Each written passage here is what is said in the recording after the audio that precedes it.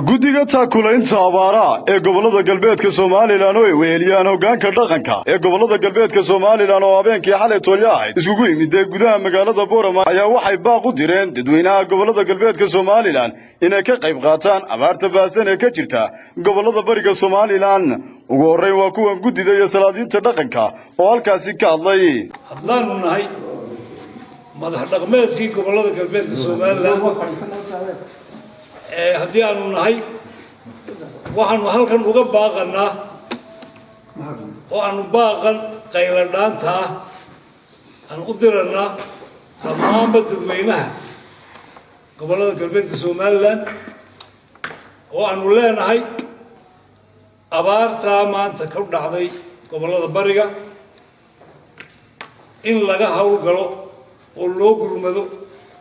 oo gurmad islaamnimo laga galo oo qof waliba wixii uu karayo ninka hadalka ku gurmanaya ka hantida ku gurmanaya nin waliba macal saxaafadu inay ka qayb gasho waxaan adkaynaynaa waxaan aad iyo aad u adkaynaynaa dhibaatada maanta bariga ka jirta oo runtii dhulkii Soomaalidu dhan maanta taagan gaar ahaan Soomaaliland aad iyo aad u saameysay inta ka soo haraysaaba in yar ay tahay waynu ognahay galbeedka laftiisa inuu abaar badan ka jiraan hawdada iyo calaamada ay yaryihiin wixii baxay yaryihiin oo roobka diraacid aan la helin haddana roobka karbeed aan la helin haddana waxa weeye de kaanu sanadku dhanba ku diin ee dabarwaaqo noqotay kiiba waxay nimooday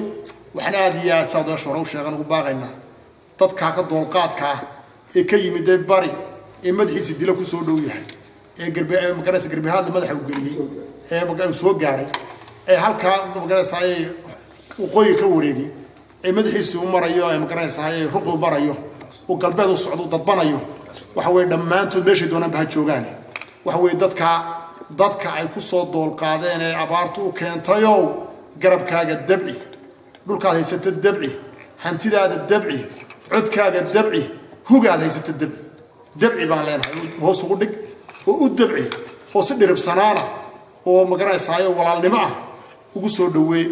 beerley baan haddaan ay galbeedka yaanu badannahay beerahana waan ku dhinahay waqtigii beer la cilnay way dhaaftay cidii caleen iyo calaf ka yaalay ka duubo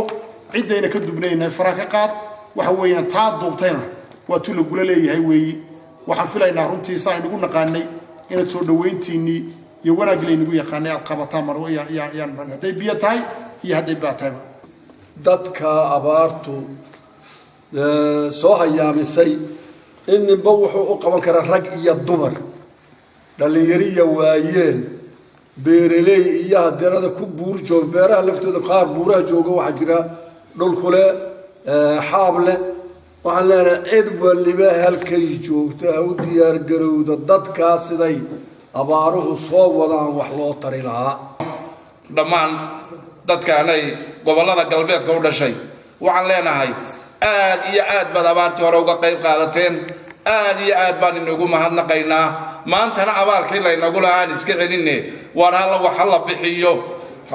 bixiyo oo cid kastayba waxaad karayso bixiya dumarku baaqa way jeediyeen khayr Allah siiyo laakiin inay deeyanay waxa weeyi dhexda xidhaan ay sidii berigii horeba wax ururiyaan baan doonaynaa Hussein Aateye Jama Hussein Gafne telefishinka caalamiga Universal magaalada Boorama